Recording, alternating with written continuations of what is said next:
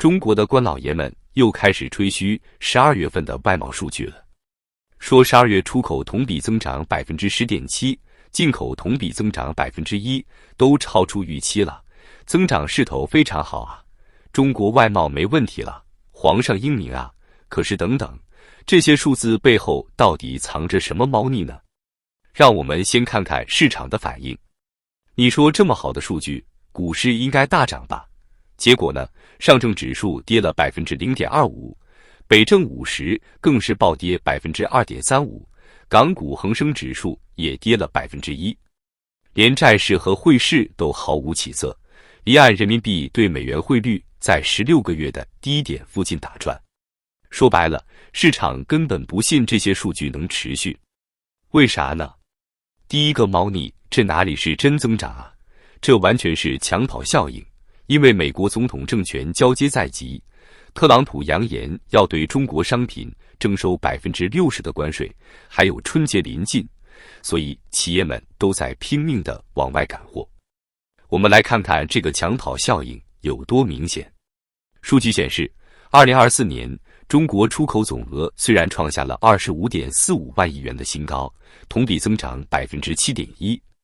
可是细究发现，光是12月一个月的出口增速就达到了 10.7%， 远超彭博社预期的 7.5%。这不明摆着告诉你，企业都在赶在年底前抢出口吗？第二个猫腻，中国这是在打价格战啊！2024年全年，中国的 PPI 已经连续26个月为负，企业都在疯狂地压低价格求生存。据交通运输部的数据，截至2024年11月，中国货物出口量增长 7.3%， 但出口价值只增长 5.4%。这说明什么？说明中国的企业在搞削价竞争啊，拼了命的降价，才换来这点出口量的增长。要知道，这种靠压低价格换取的增长是极其危险的。就像你开个小店，天天搞亏本促销，销量是上去了，但你迟早要破产的。中国现在就是在搞这种自杀式的增长。更致命的是，中国企业现在是在和通缩做斗争。想想看 ，PPI 连续26个月为负，意味着什么？意味着企业的成本一直在降低，产品价格一直在下跌。这不是什么好事，这说明整个经济在通缩的泥潭里越陷越深。你看看原油进口数据就知道了。2024年，中国原油进口量为 5.5342 亿吨，相当于每天1104万桶，同比下降 1.9%。这是20年来除了疫情以外的首次年度下降。为什么会这样？因为中国经济增长乏力，连燃料消耗都在见顶了。专家们都说，中国的原油进口很可能在2024年就达到了顶峰，以后只会越来越少。所以，这个12月外贸数据看起来漂亮，实际上是在给中国敲警钟啊！一方面是企业在死命抢出口，另一方面是靠打价格战在维持。这就像一个人为了完成业绩，又是熬夜加班，又是降薪接单，看起来业绩是上去了，但这种增长能持续吗？等特朗普的关税政策一落地，等春节过后需求回落，大家说这些企业该怎么办？说完了外贸数据的水分，我们来看看更可怕的事情。先说中美贸易顺差。根据美国统计局的数据，到2024年11月为止，中国对美贸易顺差是2704亿美元。看着挺多是吧？但是你往前看看，2023年是2791亿美元，2022年更是高达3821亿美元。这说明什么？说明中国在美国市场的优势正在不断丧失啊！这还是在没有加征60%关税的情况下。等特朗普上台了，那还了得！而且啊，中国现在不光是美国市场有麻烦，欧盟那边也不太平。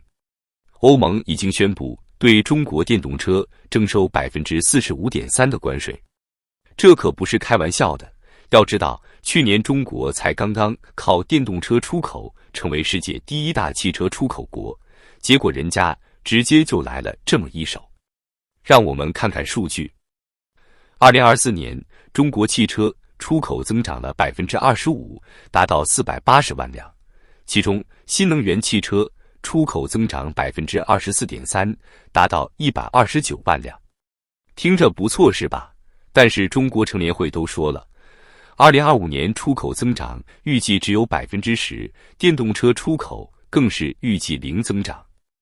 为什么？因为靠低价倾销打天下的好日子要到头了。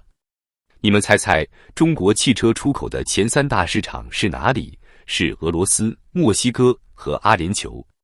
这不明摆着告诉我们，中国的汽车连发达国家市场都打不进去，只能往发展中国家卖。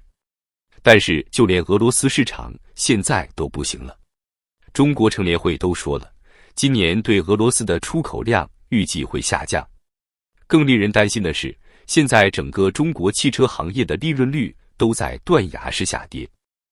2020年还有 6.2% 的利润率，2023年降到 5%， 到2024年前11个月已经跌到 4.4% 了。这还不算成本呢。你想想，一个行业的利润率只有 4.4%， 那些汽车零部件供应商和经销商能活下来吗？所以啊，这就好比一个人为了找工作，不惜把工资一降再降，最后连饭都快吃不起了，这不是饮鸩止渴吗？但是中国的官老爷们怎么说？海关总署副署长王令俊说，不存在所谓中国产能过剩问题，这个问题纯属伪命题。这话说的，你看看数据就知道了。2024年，中国外贸顺差创下了近1万亿美元的历史新高。这说明什么？说明中国的商品正在以超低的价格倾销到全世界。你们想想，一个正常的国家能靠着这么低的价格卖这么多东西出去吗？这不就是产能过剩的表现吗？更可怕的是，为了维持出口，人民币已经开始大幅贬值了。这一贬值可不得了，直接带动了整个亚洲币值的竞相贬值。台湾、韩国、日本都被迫跟着贬值，就为了保住自己的出口竞争力。你说这种竞争能有什么好结果？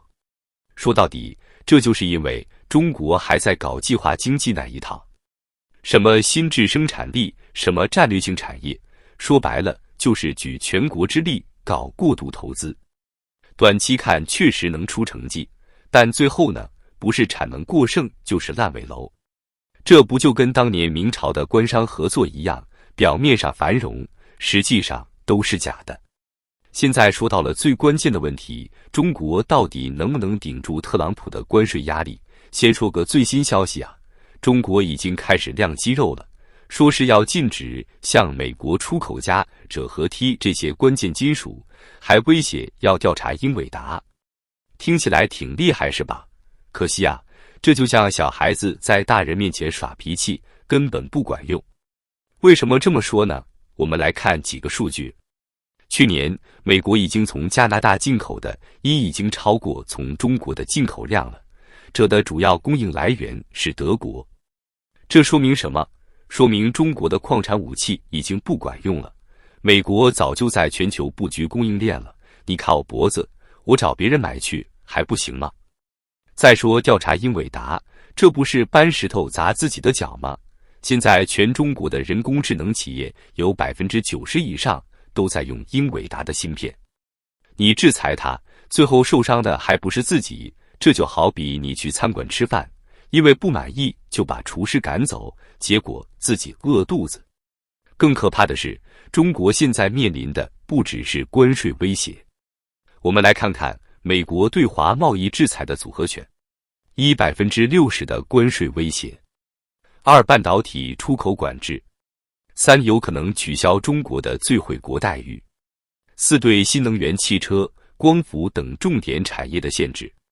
这些措施加在一起会怎么样？有经济学家算了个账，如果特朗普真的对所有中国商品征收 60% 关税，就算人民币贬值到8块钱兑1美元，中国的出口也要下降 3% 以上。听着 3% 不多，那你再想想，现在中国经济本来就不景气，房地产都快完蛋了，就这最后一根救命稻草，要是也断了，那不就完蛋了吗？有意思的是，中国现在想学当年日本那样，把工厂搬到国外生产。比如说，比亚迪准备在匈牙利建厂，可问题是，就算你建了工厂，人家照样可以说你是在搞国家补贴倾销。你看看现在欧盟对中国电动车的调查就知道了，人家根本不管你在哪生产，只要是中国企业，就认定你在搞不公平竞争。所以，中国现在面临的是一个两难困境：不反击吧，特朗普上台后肯定会变本加厉；反击吧，又怕加速跟西方脱钩。你看看数据就知道了，中国外贸顺差都快1万亿美元了，这说明中国经济对外贸依赖的有多重。现在西方国家都在搞去风险，你要是再强硬反击，那不是给人家送子弹吗？有专家说，中国还可以打 Calvin Klein 牌，就是制裁在华美国企业。可问题是，这些企业要是真走了，那些工人怎么办？那些上游供应商怎么办？地方政府的税收怎么办？所以这招也不管用。实际上啊，现在国际投行都在算另一笔账，中国要保住5%的 GDP 增速，每年得投资多少钱？结果算出来吓死人，光是基建投资一项就得40万亿。可问题是，地方政府都已经债务缠身了，再投资不等于自杀吗？你看看最近国新办的发布会就知道了，每次说经济形势一片大好，结果股市就跌；每次说出台重磅政策，结果市场反应就是雷声大雨点小。这不就说明市场对中国经济已经失去信心了吗？说白了，中国现在就像一个负债累累的企业，银行不肯贷款了，客户外国要撤单了，员工老百姓没信心了。这种情况下，就算官老爷们再怎么画大饼，也没人信了。所以我看啊，2025年中国经济的日子会很不好过。房地产已经完蛋了，现在连最后的外贸支柱也要被打断了。到时候别说5%的增长目标了，能保住3%就不错了。大家说我说的对不对？